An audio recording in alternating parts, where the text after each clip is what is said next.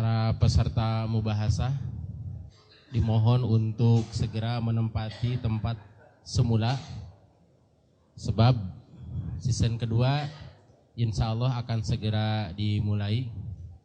Dan dengan hormat kepada Ustadz Abdul Hakim dan Ustadz Abu Qatadah untuk duduk di depan. Alhamdulillah bi'izzati ya'tazul mu'minun wa bi'inayatihi wa taufiqihi yahtadidhalun. Asyhadu an la ilaha illallah wahdahu la syarikalah wa asyhadu anna Muhammadan abduhu wa rasuluh. Amma ba'd. Hadirin para peserta mubahasah ketiga PW Persis Jabar, sebagaimana kita baca dalam undangan dan di spanduk, saat ini kita akan membahas mengungkap gerakan Salafi di Indonesia berdasarkan kesepakatan waktu yang diberikan atau yang disepakati, bahwa pada season ini yang akan berbicara dari pihak Salafi berdasarkan undangan, dan waktu yang tersedia adalah sampai pukul 12. Pukul 10 sampai pukul 11, 1 jam dari sekarang, insya Allah akan kami berikan kepada dua orang narasumber ini. Silahkan untuk mengatur waktu, dan dari pukul 11 sampai pukul 12 ada dialog. Setelah itu insya Allah istirahat 1 jam, kemudian kita masuk lagi. Dan kepada Ustadz, kesempatan pertama kami berikan kepada Ustadz Abdul Hakim.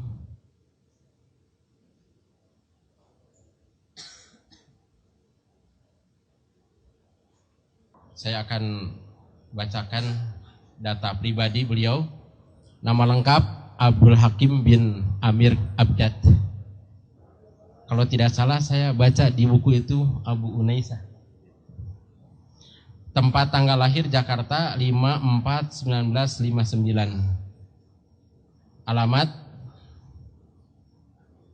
ini apa? Patangan 3 nomor 28 Pasar Minggu Jakarta Selatan. Telepon 0816135850. Karya tulis Al-Masail jilid 1 sampai 7 dan seterusnya. Risalah Bid'ah. Yang ketiga Risalah Haji dan Umroh. 4 hadis-hadis dhaif dan maudhu jilid 1. 5 Menanti Buah Hati. 6 Pengantar Ilmu Mustalah Hadis. 7 Laukana Khairan. Iya, ada kitab dari sini. 8 Sifat salat dan salam kepada Nabi SAW dan lain-lain. Dengan hormat kami persilahkan beliau untuk memulai. Assalamualaikum warahmatullahi wabarakatuh. Innal hamdalillah nahmaduhu wa nasta'inuhu wa nastaghfiruh wa na'udzu billahi min shururi anfusina wa min sayyiati a'malina. May yahdihillahu fala mudilla lahu wa may yudlil fala hadiya lahu. Wa ashhadu an la ilaha illallah wahdahu la sharika lahu wa ashhadu anna Muhammadan 'abduhu wa rasuluhu. أما بعد فإن خير الحديث كتاب الله وخير الحج حج محمد صلى الله عليه وعلى آله وسلم وشر الأمور محدثاتها وكل محدثات بدعة وكل بدعات ضلالة وكل ضلالة في النار. أيها الإخوة, saudara-saudara yang saya muliakan dan saya hormati, pertama-tama saya memuji Allah Jalla wa'ala atas nikmat yang sangat besar yang Allah berikan kepada saya, nikmat iman dan Islam. Dan yang kedua, kita bersyukur atas nikmat Allah yang telah mempertemukan kita pada hari ini untuk satu pembahasan ilmiah mengenai manhaj, cara atau sikap beragama yang akan membentuk, membawa dan mengarahkan bagaimana cara beragama kita, apakah benar atau salah. Sungguh saya mendapat kehormatan dari organisasi atau perguruan Persis yang telah memberikan kesempatan kepada saya bersama kawan-kawan untuk hadir di majelis yang mulia ini untuk memberikan penjelasan mengenai manhaj salafun as-salih ridwanullah alaihim jami'an. Kita langsung saja, saya akan memberikan pembahasan ini. Pertama-tama perlu kita dudukkan terlebih dahulu bahwa yang kita bahas adalah maudhu dari manhaj salaf. Pembicaraan kita mengenai manhaj salaf, tidak mengenai afrad atau orang per orangnya yang menyandarkan dirinya kepada manhaj yang hak ini. Karena kalau kita bicarakan hal yang seperti ini, tidak ada habis-habisnya. Orang di luar Islam ingin mengenal Islam, kalau dia melihat kepada orang-orang Islam, maka dia akan menolak Islam. Lihat orang Islam berpecah belah, lihat orang Islam mengebom sana, ngebom sini, lihat orang Islam begini dan begitu, saling caci maki, saling bunuh, dan seterusnya. Yang harus mereka lihat, Islam sebagai ajaran yang benar, Islam sebagai agama yang hak. Baru kemudian orang penganutnya yang mengamalkan Islam yang hak. Nah, kalau kita melihat tadi seperti dibicarakan, ada orang yang mengatakan salaf Yamani, salaf Haraki, entah salaf-salaf yang mana lagi, ini tidak akan ada habisnya. Seperti kita kenal juga, ada Persis Bandung, ada Persis Bangil, ada Persis Jakarta, ada Persis Garut, entah Persis-Persis yang mana lagi. Ini kita tidak dengarkan, tapi asas Persis yang kita tahu kembali kepada Al-Quran dan Sunnah. Demikian juga Muhammadiyah ada ini dan seterusnya, tidak ada habisnya. Nah, kalau kita bicarakan ini, tidak akan ada habisnya. Yang kita bicarakan adalah manhaj salaf. Apa itu manhaj salaf? Adapun orang-orangnya banyak menisbahkan diri kepada ajaran salaf. Kalau kita berjalan dari Anyer dan terus sampai ujung Jawa, maka kita akan dapati sederet pesantren dengan nama pesantren salafi, pesantren salafiyah. Apakah pengamalannya sesuai dengan salaf dan salafiyah? Sangat jauh sekali. Mereka pengagum kubur, menyembah kuburan, tawasul dan lain sebagainya. Tetapi namanya pesantren salafiyah. Sebagaimana orang-orang munafiqun menyandarkan amanna billahi wa bil yaumil akhir. Kami beriman kepada Allah dan hari akhir. Wa ma hum bimu'minin. Dan mereka bukanlah orang-orang yang beriman. Mari kita batasi pembahasan mengenai manhaj yang hak ini sebagai hujjah, alasan dasar yang ketiga atau tidak, dengan tidak melihat kepada afradnya, sebab akan berlanjut terus dan akan terkena kepada diri kita. Yang kedua,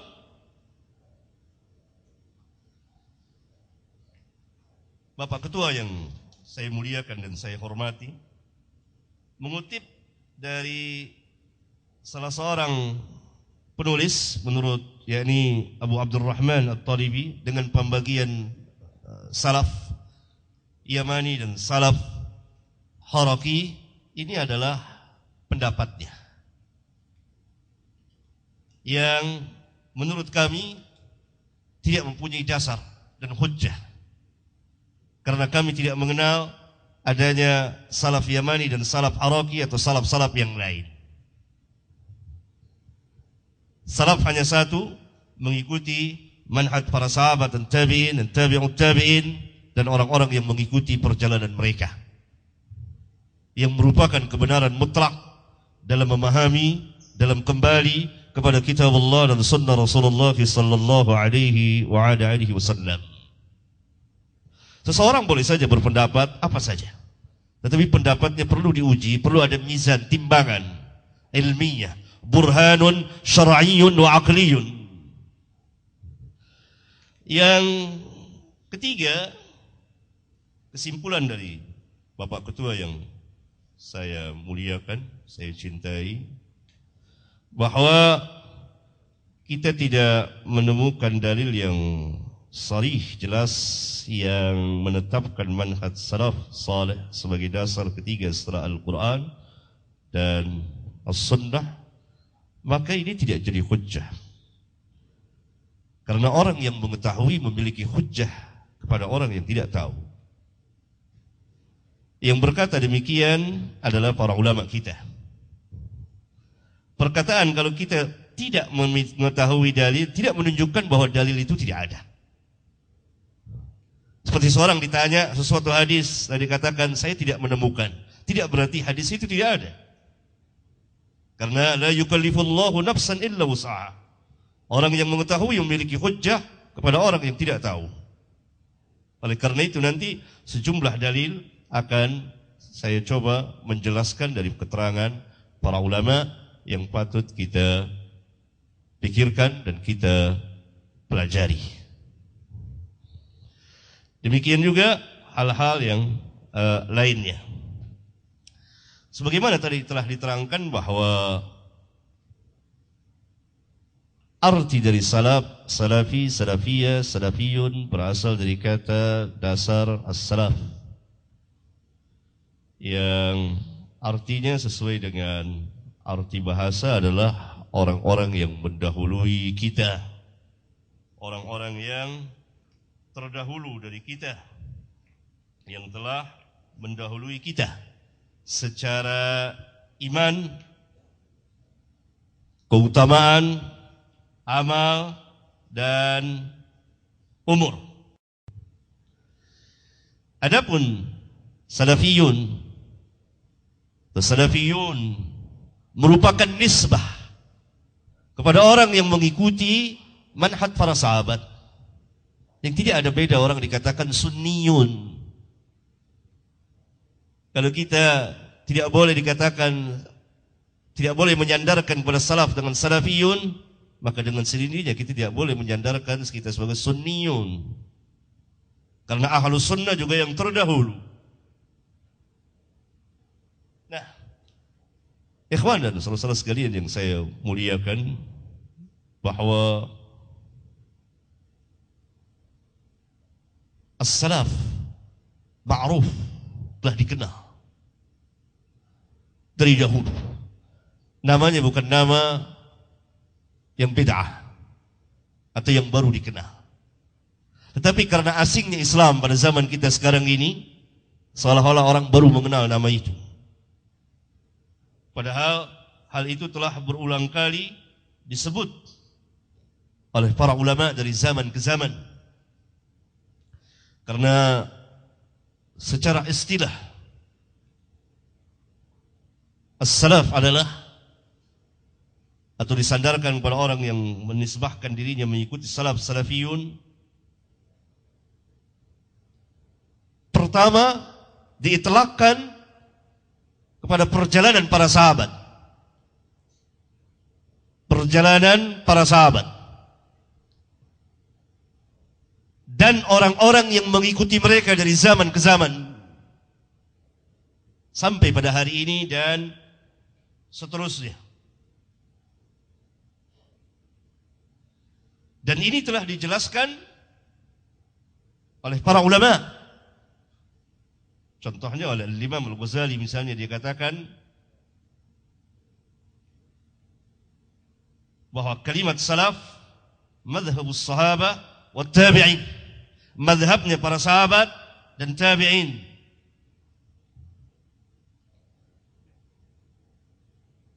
Demikian juga dengan yang lainnya. Al-Imam Al-Bukhari di kitab sahihnya, di bagian Kitabul Jihad bab ke-50 berkata, qala Al-Bukhari qala Rashid bin Sa'ad, qala Rashid bin Sa'ad. Rashid bin Sa'ad seorang tabi'i.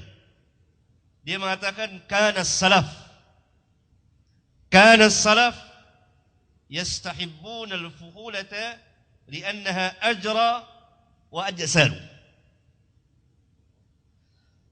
Adalah kaum salaf. Nah, siapa yang dimaksud dengan kaum salaf oleh Rashid bin Sa'ad kalau bukan sahabat? Dan hal ini menunjukkan bahwa mereka mengikuti kaum salaf, karena yang berkata adalah tabi'in. Oleh karena itu Ibnu Hajar di kitabnya Fathul Bari dalam bab yang sama mensyarahkan bahwa yang dimaksud adalah minas sahabah, dari para sahabat, wa man ba'dahu, dan orang yang sesudah mereka. Karena yang berkata adalah Rashid bin Sa'ad. Orang-orang salaf menyukai menunggang atau mengendarai kuda yang jantan. Kemudian Al-Imam Al-Bukhari di kitab sahihnya di bagian kitab Al-At'imah bab ke-27 memberikan bab seperti ini, bab ma kana as-salaf yaddakhiruna fi buyutihim wa asfarihim min at-ta'am wal lahmi wa ghairihi. Berkata Imam Bukhari, bab apa yang dilakukan oleh kaum salaf. Mereka menyediakan perbekalan di rumah-rumah mereka, dan ketika mereka melakukan safar berupa makanan, daging dan lain-lain. Siapa yang dimaksud oleh Al-Bukhari dengan kana salaf kalau bukan sahabat dan tabi'in dan tabi'ut tabi'in? Karena Al-Imam Al-Bukhari lahir sesudah tabi'ut tabi'in. Beliau berada di tabaqah keempat atau tabaqah kelima. Berarti yang dimaksud oleh Bukhari kana salaf adalah sahabat dan tabi'in dan tabi'ut tabi'in. Hal ini menjelaskan bahwa kalimat salaf baik secara lughah maupun istilah telah ma'ruf, dikenal di kalangan kaum muslimin, di kalangan para ulama, bahwa mereka adalah sahabat dan tabi'in dan tabi'ut tabi'in.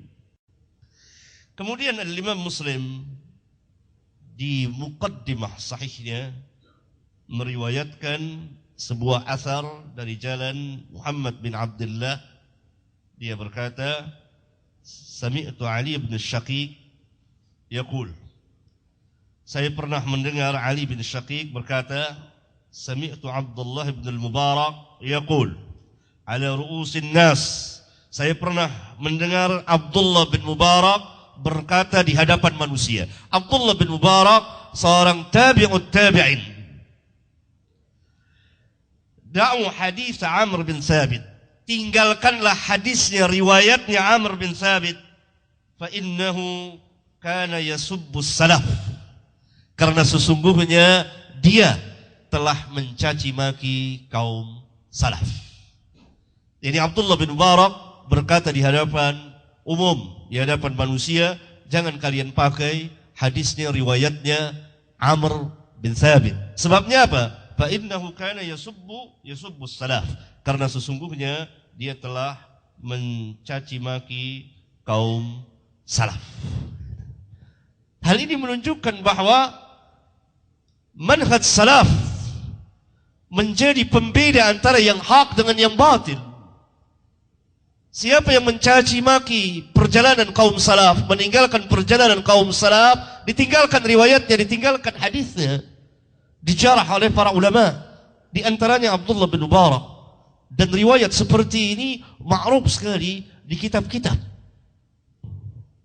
dari kitab para ulama kita.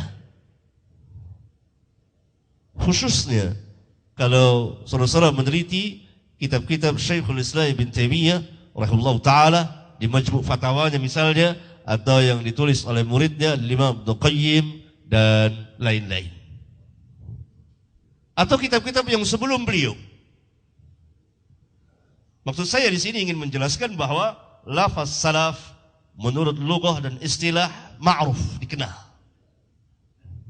di kalangan kaum muslimin, di kalangan para ulama, bahwa yang dimaksud oleh salaf secara mutlak adalah para sahabat. Kemudian orang-orang yang mengikuti mereka dari tabi'in dan tabi'ut tabi'in, dari zaman dan seterusnya, dari zaman ke zaman. Dan salafi, salafiyun nisbah, sebagaimana sunni.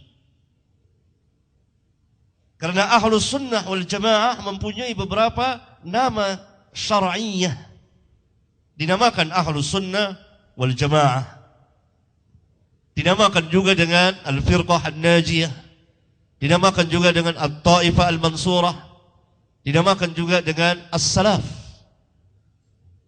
Semuanya ini adalah nama-nama syar'iyah, nama-nama yang mempunyai dasar secara syar'i, berbeda dengan nama-nama yang lain yang diberikan oleh manusia, imma sesuai dengan nama pendirinya, atas nama pendirinya, seperti Asy'ariyah disandarkan kepada Imam Abul Hasan Al-Asy'ari, atau dari bid'ah, terbit dari bid'ah mereka sendiri, seperti Khawarij, seperti Mu'tazilah dan lain-lain. Tetapi nama-nama Ahlus Sunnah syar'iyah, Ahlus Sunnah wal Jamaah, terambil dari hadis Irbad bin Sariyah di antaranya. Kemudian Al-Firqah An-Najiyah terambil dari hadis Iftiraqul Ummah. Kemudian At-Taifah Al-Mansurah terambil dari hadis Taifah Al-Mansurah yang derajatnya mutawatir. Kemudian As-Salaf, nama yang ma'ruf, yang dikenal di kalangan para ulama, dari mulai tabi'in, tabi'ut tabi'in dan seterusnya. Ikhwan sekalian, saya akan menjelaskan sebagian dari hujjah atau dalil-dalil tentang kebenaran manhaj salaf.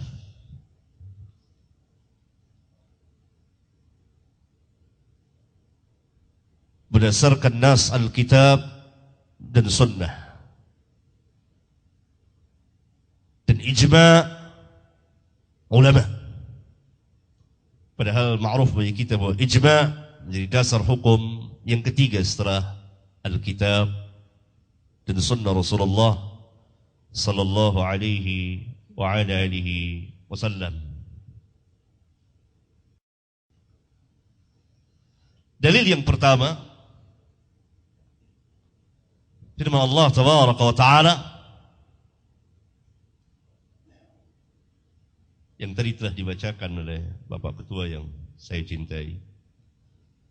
Was-sabiquna al-awwaluna minal muhajirin wal ansar walladzina ittaba'uuhum bi ihsan radhiyallahu anhum wa radu an. Al-ayah, surat At-Taubah ayat 100. Ayat ini dijadikan dasar oleh para ulama tentang kewajiban mengikuti manhaj, cara beragamanya para sahabat. Kembali kepada Alkitab dan Sunnah ala fahmi salafil ummah, mengikuti pemahaman salaful ummah, mengikuti pemahaman para sahabat. Karena Rabbuna Azza wa Jalla mengatakan orang-orang yang terdahulu, yang pertama al-muhajirin wal ansar, tidak syak lagi bahwa al-muhajirin wal ansar adalah para sahabat ridwanullah alaihim jami'an secara keseluruhannya, mutlak. Allah memuji para sahabat, memuliakan para sahabat dengan keridhaannya. Dan tidak cukup sampai di situ. Allah Subhanahu wa taala meridhai orang-orang yang mengikuti perjalanan al-muhajirin wal ansar, walladzina ittaba'uuhum bi ihsan radhiyallahu anhum wa radu an. Mafhumnya jadi mafhum mukhalafah. Bahwa orang-orang yang tidak mengikuti perjalanan al-muhajirin wal ansar tidak akan memperoleh keridhaan Allah tabaraka wa taala. Ridha bahasa Arab. Arti ridha dalam bahasa Arab adalah meridhai, menyukai, menyenangi apa yang dilakukan oleh orang yang kita ridhai. Saya ridha kepada engkau. Berarti kita menyukai apa yang dia lakukan, apa yang dia kerjakan. Hal ini menunjukkan bahwa apa yang dilakukan, dikerjakan oleh al-muhajirin wal ansar telah mendapat keridhaan Allah berupa i'tiqadnya, perkataannya, perbuatannya, dan cara beragamanya dan seterusnya. Kalau Allah katakan radhiyallahu anhum, apa tidak jelas dalil ini mengatakan walladzina tabauhum bi ihsan, orang-orang yang mengikuti mereka. Mengikuti apa?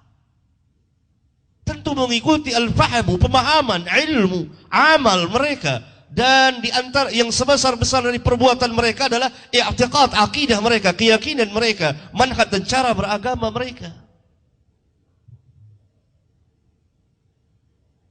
Oleh karena itu Al-Imam Ibn Qayyim rahimahullah ta'ala di kitabnya I'lamul Muwaqqi'in Ar-Rabbil Alamin jilid yang keempat,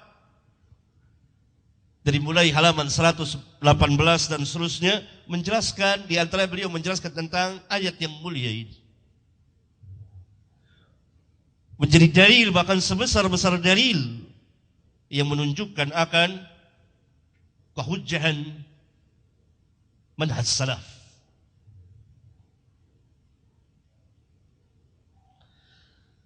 Kemudian dalil yang kedua, firman Allah tabaraka wa ta'ala, qul hadhihi sabili ad'u ila Allah ala basiratin ana wa man ittaba'ani. Al-ayat surat Yusuf ayat 108. Katakan, inilah jalanku, ini jalanku yang lurus. Ya Allah Subhanahu wa ta'ala perintahkan Nabi-Nya dan Rasul yang mulia untuk mengatakan kepada seluruh manusia.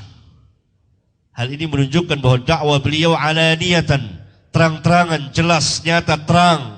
Dan demikian juga dakwah para sahabat ridwanullah alaihim jami'an. Dan dakwah salafiyah, dakwah salaf pada terang, tidak tersembunyi, jelas dan nyata. Hadhihi sabili, inilah jalanku, ad'u ila Allah, aku ajak ke jalan Allah ala basiratin ana wa man ittaba'ani. Aku ajak ad-da'wa ila Allah ala basiratin, atas dasar basirah. Basirah tidak ada khilaf di antara ulama al-ilmu. Bahkan Al-Hafidh Ibn Kathir menafsirkan di kitab tafsirnya, dalam menafsirkan ayat ini, al-ilmu burhanun syar'iyyun wa aqliyun. Burhan yang memiliki hujjah secara syar'i dan akal. Kalau kita ditanya, siapa orang yang pertama kali mengikuti Rasulullah dalam dakwahnya atas dasar ilmu? Tidak ada khilaf di antara kita untuk mengatakan adalah para sahabat. Abu Bakar, Umar, Uthman, dan seterusnya.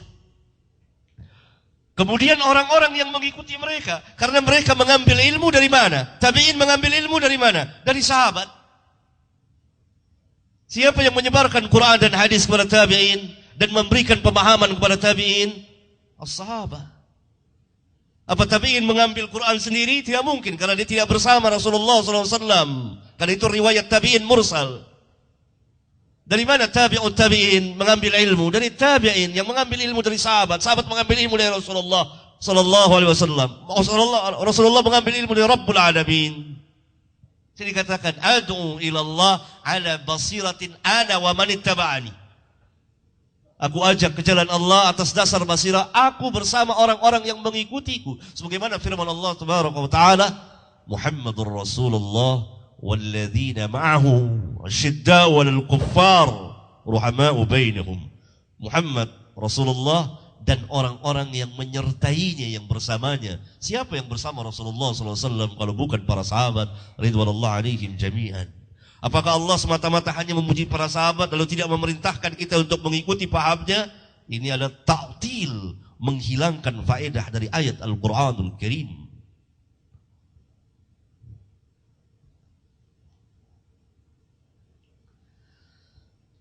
Dalil yang lain,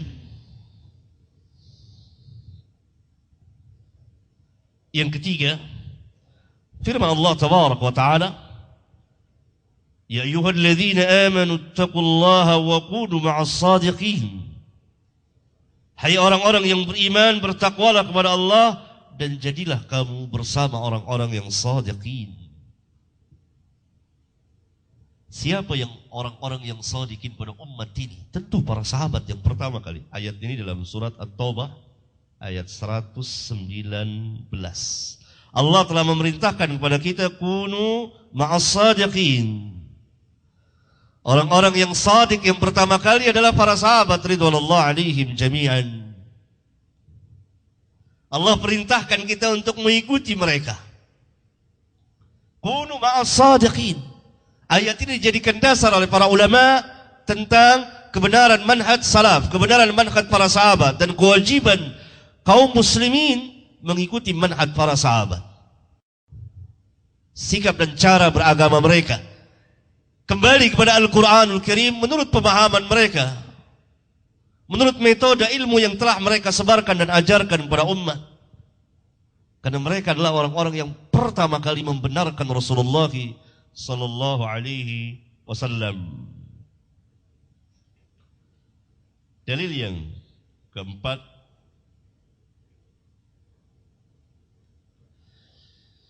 firman Allah tabaraka wa ta'ala, قولوا آمنا بالله وما أنزل إلينا وما أنزل إلى إبراهيم وإسماعيل وإسحاق ويعقوب والأسباط وما أوتي موسى وعيسى وما أوتي النبيون من ربهم لا نفرق بين أحد منهم ونحن له مسلمون فإن آمنوا بمثل ما آمنتم به فقد اهتدوا وإن تولوا فإنما هم في شقاق فسيكفيكهم الله وهو السميع العليم. Surat Al-Baqarah ayat 136-137. Allah Subhanahu wa taala telah memerintahkan kita orang-orang mukmin, tapi khitab pertama tentu Allah tujukan kepada para sahabat. Katakan oleh kalian, kami beriman kepada Allah dan apa yang diturunkan kepada kami yaitu Al-Quran, dan apa yang diturunkan kepada Ibrahim dan Ismail dan Ishaq dan Ya'qub dan Asbat, dan apa yang diberikan kepada Musa dan Isa, dan apa yang diberikan kepada nabi-nabi dari Rabb mereka. Kami tidak membedakan seorang pun di antara mereka, dan kami kepada Allah muslimun, menyerahkan diri. Ini yang menarik. Fa in amanu bimithli ma amantum bih, maka jika mereka, dhamir hum, mereka kembali kepada siapa? Ahlul kitab. Silahkan diteliti di kitab-kitab tafsir semuanya. Fa in amanu, maka jika ahlul kitab beriman bimithli ma amantum, dengan keimanan yang ada pada kamu, seperti keimanan kamu. Siapa tum, antum di sini kalau bukan para sahabat ridwanullah alaihim jami'an pada waktu itu, dan orang-orang yang mengikuti manhaj para sahabat. Sehingga para ulama mengatakan bahwa manhaj para sahabat tafriqan, pembeda atau al-furqan di antara manhaj, cara beragama yang benar dan cara beragama yang salah. Karena orang-orang ahlul kitab diperintah untuk beriman. Fa in amanu bimithli ma amantum bihi faqad ihtadaw. Jika mereka ahlul kitab beriman seperti yang kamu imani, maka mereka akan memperoleh hidayah. Mafhumnya, kalau keimanan kita tidak mengikuti keimanan para sahabat, manhaj cara beragamanya, maksud saya tentu keimanan antara seorang dengan orang yang lain tidak sama, tetapi cara keimanan, manhaj cara beragama, akidahnya sama, maka jauh dari hidayah. Allah katakan faqad ihtadaw. Fa in tawallaw, maka jika mereka berpaling, fa innama hum fi syiqaq, maka sesungguhnya mereka akan berada di dalam kesesatan, perpecahan. Ayat yang mulia ini setegas-tegas dalil yang menjelaskan kewajiban kaum muslimin mengikuti manhaj para sahabat, sama dengan ayat di awal-awal surat Al-Baqarah. Wa idza qila lakum aminu kama amana an-nas qalu anu'minu kama amana as-sufaha ala innahum humus sufaha walakin la ya'lamun. Dan apabila dikatakan kepada mereka, siapa mereka ini? Tidak ada khilaf di antara ulama bahwa mereka ini adalah orang-orang munafiqun. Aminu kama amanan nas, berimanlah kalian sebagaimana manusia telah beriman. Siapa manusia yang ada pada waktu itu yang telah beriman kepada Allah dan Rasulnya kalau bukan para sahabat ridwanullah alaihim jami'an? Diperintah orang-orang munafikun agar beriman sebagaimana keimanannya para sahabat. Lalu mereka mengatakan, anu'minu kama amanas sufaha, apakah kita akan beriman sebagaimana keimanannya orang-orang yang bodoh? As-sufaha, ada orang yang lemah akalnya, yang dhaif, yang tidak mengetahui mana yang maslahat dan mana yang mudarat. Sebagaimana diterangkan di beberapa kitab tafsir, di antara di tafsir Imam Ibn Katsir dan lain-lain. Maka Allah Subhanahu wa taala membela para sahabat, ala innahum humus sufaha, mereka yang sufaha, para sahabat tidak. Kemudian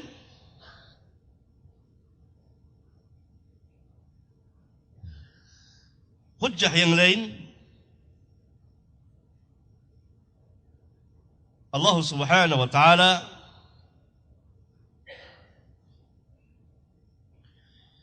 telah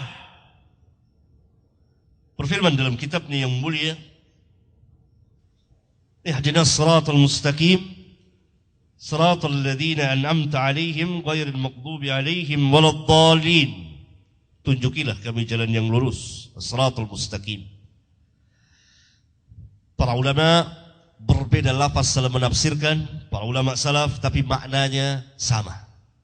Di sini saya ingin menggaris bawahi apa yang dikatakan oleh ketua, bahwa para sahabat pernah berbeda dalam menafsirkan ayat Al-Quran. Perbedaan tentu ada, tetapi dalam tafsir Al-Quran sangat sedikit sekali di antara para sahabat yang berbeda.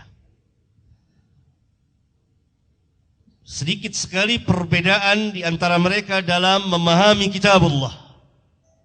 Kalau tadi ada riwayat Ibnu Abbas mengatakan tafsir aula mastumun nisa itu jima, Ibnu Mas'ud mengatakan itu bukan jima. Riwayat Ibnu Mas'ud dhaif, riwayat Ibnu Abbas sahih. Tentu kita pegang riwayat yang sahih dari yang dhaif.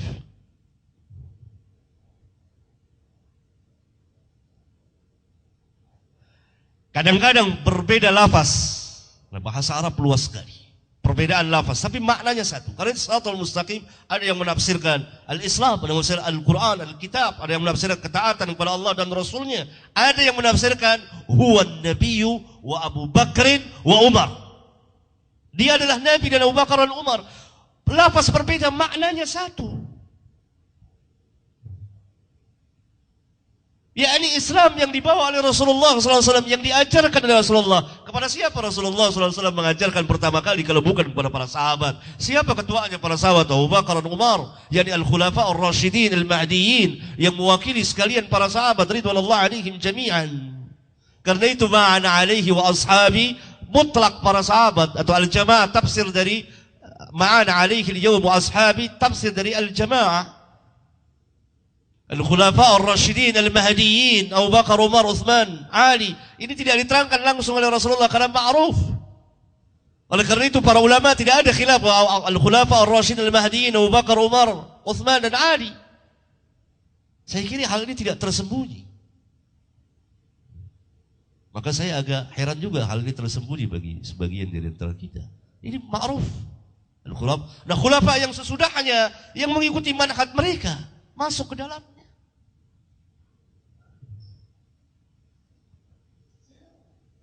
Dan tentu Islam yang dibawa oleh Rasulullah Sallallahu Alaihi Wasallam, yang didakwakan dan diajarkan oleh beliau. Dan ini pembeda antara Islam dengan Ahlul Kitab, Al-Yahud wa Nasara. Ghairil maghdubi alaihim waladdallin ditafsirkan langsung oleh Rasulullah SAW. Al-maghdub jadi al-Yahud, ad-dallin an-Nasara.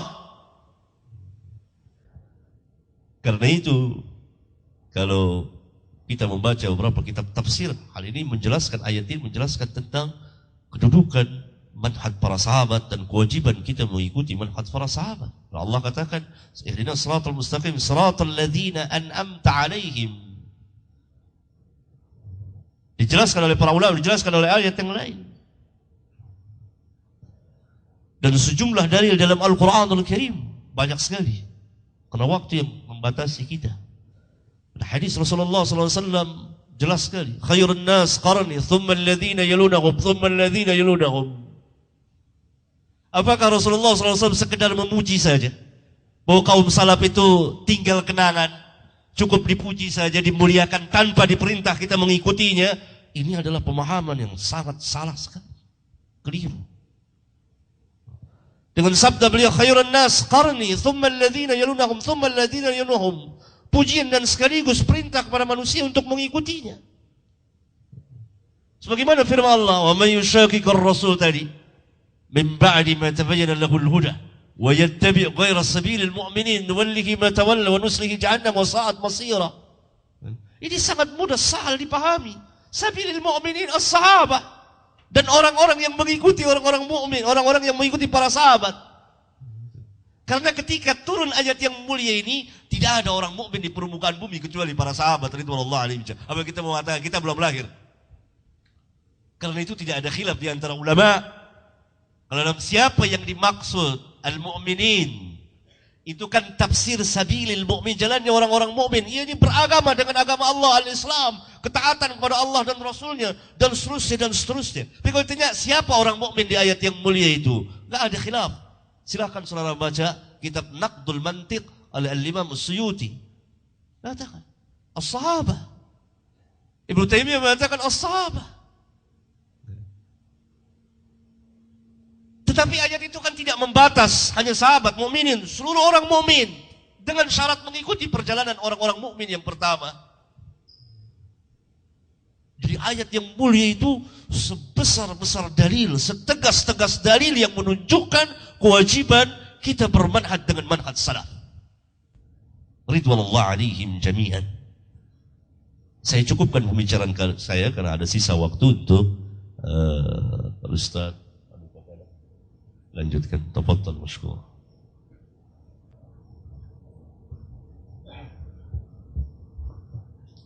Jazakumullah khairan katsiran. Pembicara pertama sudah kita dengarkan bersama. Kemudian saya akan bacakan data pribadi Abu Qatadah Suherlan. Tempat tanggal lahir 13/3/1973 Tasikmalaya. Alamat rumah Ma'had Ihya As-Sunnah, Jalan Terusan Pasteur, BCA nomor 11 Tasikmalaya.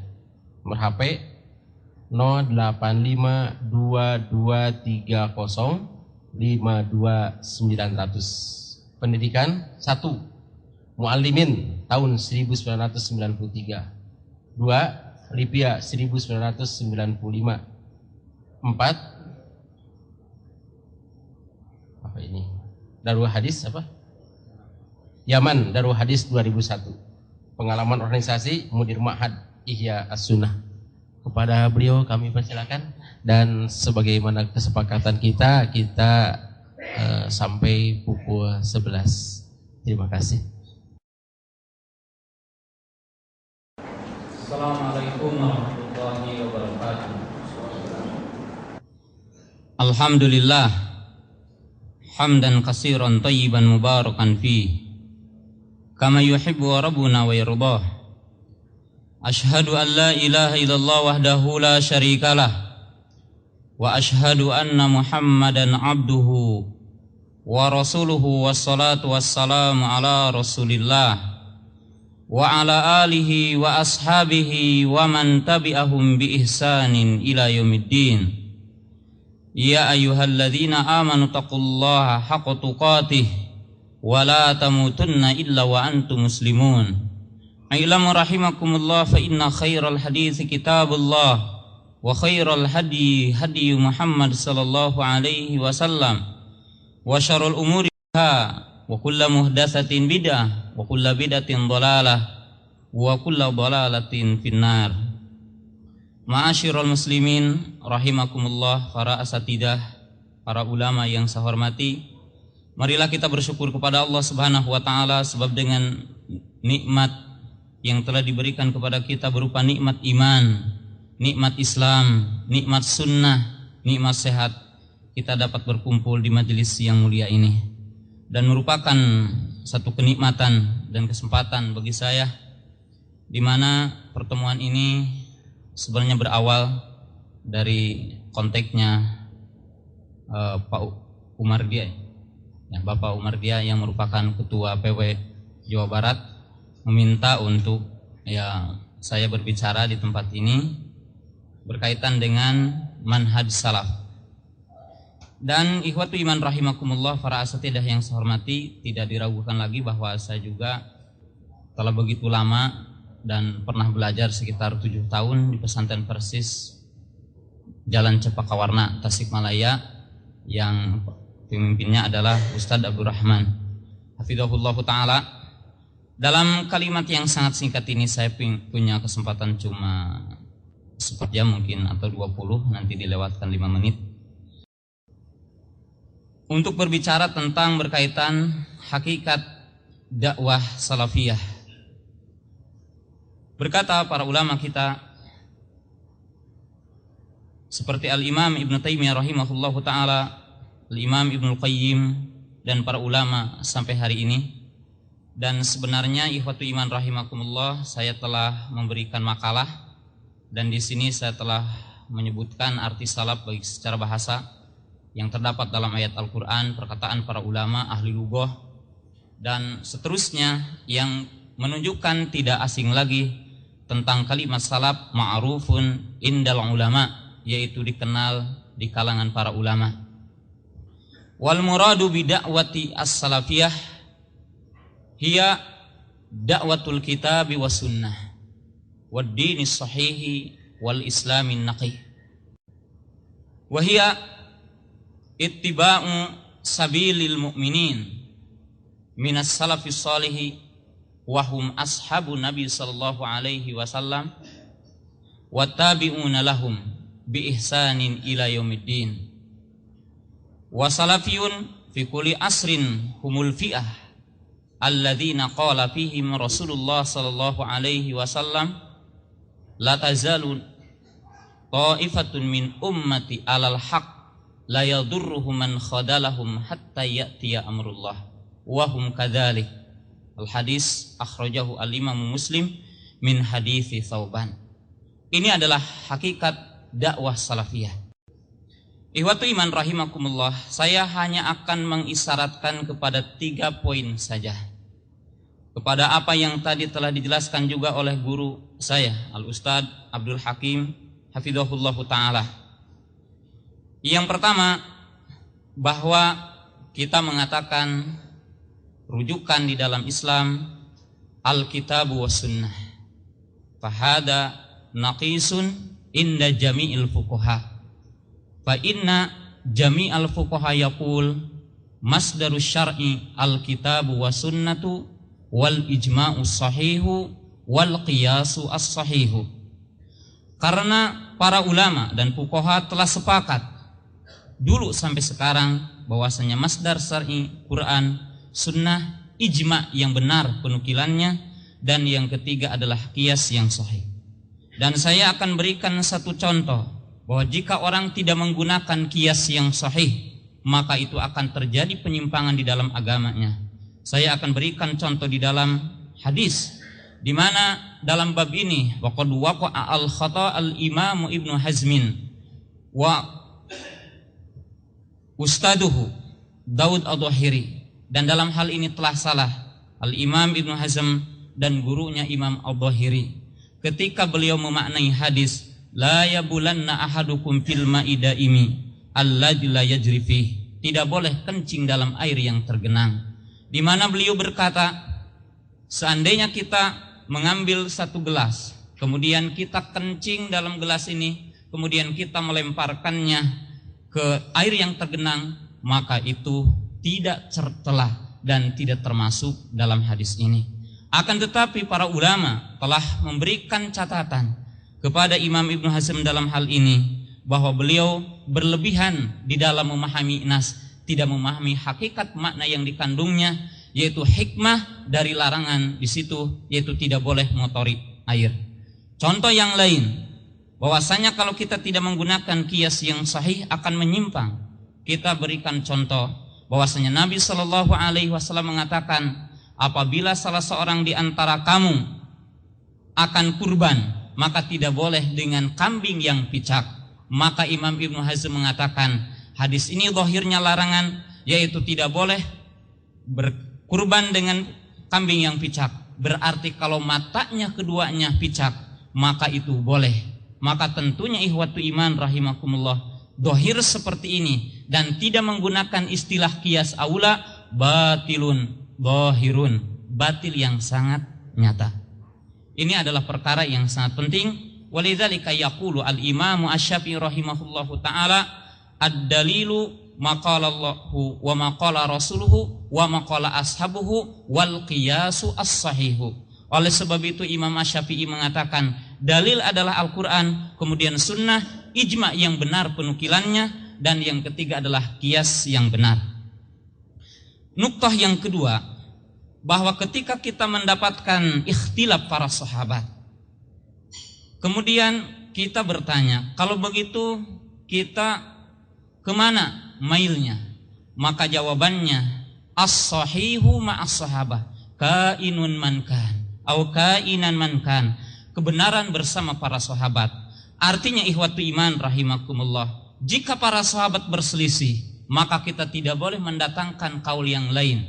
Berkata Imam Ahmad, berkata Imam Syafi'i, berkata Imam Ibnu Rajab dan seluruh para ulama, apabila para sahabat berselisih dalam pemahaman ayat Al-Quran ataupun yang berkaitan dengan masalah fikih, dua pendapat, maka kita tidak boleh mendatangkan pendapat yang ketiganya. Apabila para sahabat berikhtilaf kepada tiga pendapat, maka kita tidak boleh mendatangkan pendapat yang kelima. Li'anal haq ma'hum, karena kebenaran bersama mereka.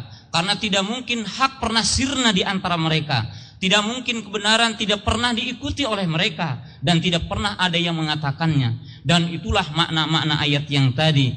Wa idza qila lahum aminu kama amanan nas fa in amanu bimisli ma amantum bihi faqad ihtadaw. Ini adalah perkara yang sangat penting. Nuktah muhimmah, ini adalah merupakan titik yang sangat penting. Kemudian poin yang ketiga yang saya ingin berikan penjelasan. Hal kullu man yastadilu bi kitabillah wa bi sunnati Rasulillah annahu alal ilmi sahih. Timbul pertanyaan yang ketiga, apakah setiap orang yang menggunakan dalil Quran dan sunnah, dia akan berada dalam Islam yang benar? Ikhwatu iman rahimakumullah, di sini ada perkara yang perlu kita perhatikan, perkara yang sangat besar, bahkan ini adalah merupakan titik yang paling inti. Ikhwatu iman rahimakumullah, yaqulu ulama'una ad-dhalalu sababuhu amran. Kesesatan disebabkan dua perkara. Kama qala al-Imam Asy-Syatibi rahimahullahu taala fi kitabih al-I'tisam, sebagaimana dijelaskan oleh Imam Asy-Syatibi dalam kitabnya Al-I'tisam. Imma bisababi adamul ma'rifati bil adillati sahihah, aw bi adami ma'rifati manzilatil al-adillah syar'iyyah, aw bisababi adami ma'rifati tariqah fi fahmi an-nusus al-kitabi wa sunnah. Perlu diperhatikan oleh kita bahwa kesesatan orang menyimpang dari agama yang benar itu disebabkan dengan dua perkara yang sangat besar. Hal ini dikatakan oleh Imam Asy-Syatibi rahimahullahu taala dalam kitabnya Al-I'tisam. Yang pertama, imma disebabkan dia tidak tahu tentang dalil syar'i, ataupun dia tidak tahu tentang kedudukan syar'i, kedudukan dalil syar'i. Kaman yuqaddimal aqla, kaman yuqaddimar ra'ya, kaman yuqaddima qaulan ahad. Mungkin orang itu akan menyimpang karena dia tidak tahu dalilnya, ataupun dia tidak tahu tentang kedudukan dalil, seperti orang yang mendahulukan akal, mendahulukan hawa nafsu, ataupun dia mendahulukan pendapat gurunya, ataupun dia mendahulukan pendapat madhabnya, maka dia akan sesat. Yang kedua, orang bisa sesat disebabkan dia tidak memahami cara memahami Al-Quran. Dia tidak memiliki perangkat-perangkat untuk memahami Al-Quran. Adribu misalan, saya akan berikan satu contoh. Kalau tadi, atau dua contoh, satu dalam masalah fikih, satu di dalam masalah akidah. Kalau kita berikan contoh walaupun itu masalah ikhtilaf, wamsahu biru'usikum, usaplah kepalamu, isma'na bahuna, hal bima'na ilsaq, au isti'anah, au lisababiyah. Ketika kita akan meneliti sebuah permasalahan, apakah ba di sini adalah ba lil ilsaq, lisababiyah, au lil isti'anah, au litab'id, maka di sini orang harus memiliki pemahaman bahasa yang mencukupi. Yang kedua, kita berikan contoh, mungkin kita sebagai thalibul ilmi, sebagai peneliti akan membaca Al-Quran dan hadis. Satu ayat, dalam ayat Al-Quran dan dalam hadis dikatakan masuk surga bima kuntum ta'lamun, bima kana alaihi minal amal. Kita masuk surga dengan amal. Tapi ada hadis Nabi yang lain, sallallahu alaihi wasallam, yang Nabi mengatakan tidak masuk surga seseorang dengan amal. Wala anta, qala wala ana, walakin bifadlillahi wa rahmatihi. Maka Nabi sallallahu alaihi wasallam, aku pun tidak, akan tetapi dengan rahmat dan karunia-Nya.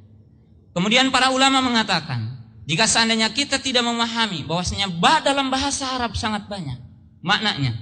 Ba yang dinafikan di dalam nas adalah ba bimakna iwad, ba bimakna muqabalah, sebagai tukar, yang artinya amal seseorang tidak bisa ditukar dengan surga. Sebab kaum muslimin yang saya hormati, jika seandainya kita untuk menghitung nikmat mata saja, maka apa yang kita lakukan berupa ketaatan, apa yang kita lakukan berupa ibadah kepada Allah tidak akan mencukupi kedipan mata, subhanallah. Apalagi dibandingkan dengan kenikmatan surga nanti yaumul qiyamah. Fala yatadabbar ya ikhwanana. Maka perhatikan, ini adalah merupakan peringatan dari Allah Ta'ala. Adapun ba yang ditetapkan oleh Allah Ta'ala adalah ba li sababiyah, bermakna amal sebagai sebab dari masuknya surga seseorang. Maka ikhwatu iman rahimakumullah, maka di sini adalah satu pelajaran yang sangat agung yang menunjukkan bahwasanya thariqah cara memahami ataupun cara memahami nas ini adalah merupakan perkara yang sangat penting. Dan kalimat yang terakhir, saya akan menyebutkan kisah munaqashah atau munadaratu al-imami Ahmad ibni Hanbal ma'a rajul mu'tazilah al-Azra'i. Dan dalam kisah ini saya akan menyebutkan satu kisah, yaitu antara dialognya, terjadinya perdebatan antara dua manusia, yaitu yang pertama adalah Imam Ahmad, Imam Mubajjal, Imam Ahli Sunnah, dengan seorang Mu'tazilah Al-Azra'i, yang dia mengatakan Quran makhluk. Dia mengatakan Quran adalah makhluk. Apakah Imam Rajul, maaf bukan Imam Al-Azra'i tidak berdalil? Dia memakai ayat Al-Quran, Allahu khaliqu kulli syai'in, Allah Ta'ala pencipta segala sesuatu. Dia mengatakan berarti Quran adalah syai', Quran adalah sesuatu. Kalau begitu Quran adalah makhluk. Berarti ikhwatu iman rahimakumullah, di sini kita akan mengetahui bahwa tidak setiap orang yang menggunakan dalil Quran bahwa dia akan berada di atas Islam yang benar. Maka oleh sebab itu, bagaimana berdialognya Imam Ahmad? Maka beliau mengatakan, ketika diminta oleh raja pada waktu itu, "Hai Imam Ahmad, silahkan Anda untuk bicara pertama." Maka kata Imam Ahmad, silahkan dia. Tapi Imam Ahmad dipaksa untuk dia pertama. Dia berkata, "Wahai Al-Azra'i, pernahkah Abu Bakar mengatakan Quran makhluk?" Dia mengatakan tidak. Pernahkah Umar mengatakan Quran adalah makhluk? Dia mengatakan tidak. Pernahkah Utsman mengatakan Quran adalah makhluk? Dia mengatakan tidak. Pernahkah Ali mengatakan Quran adalah makhluk? Maka Imam Ahmad mengatakan, bagaimana engkau mengatakan suatu agama yang tidak pernah dikatakan oleh pendahulu Anda? Kemudian dia balik ngomong, karena salah ngomong. Dia mengatakan kalau begitu mereka mengatakannya. ataupun mereka adalah mengetahui. Maka Imam Ahmad mengatakan, kalau begitu, bagaimana mungkin tidak ada penukilan dari mereka? Mereka menyembunyikan agama sehingga tidak sampai kepada kita hari ini. Mereka mengatakan Quran adalah makhluk. Fasakata. Maka Al-Adro'i kalah dan berkata Imam Al-Ma'mun, sungguh mudah-mudahan Allah tidak memberikan kecukupan kepada orang ini yang para sahabat telah merasa cukup dengan agama ini. Ikhwatu iman rahimakum, hadza amrun muhim.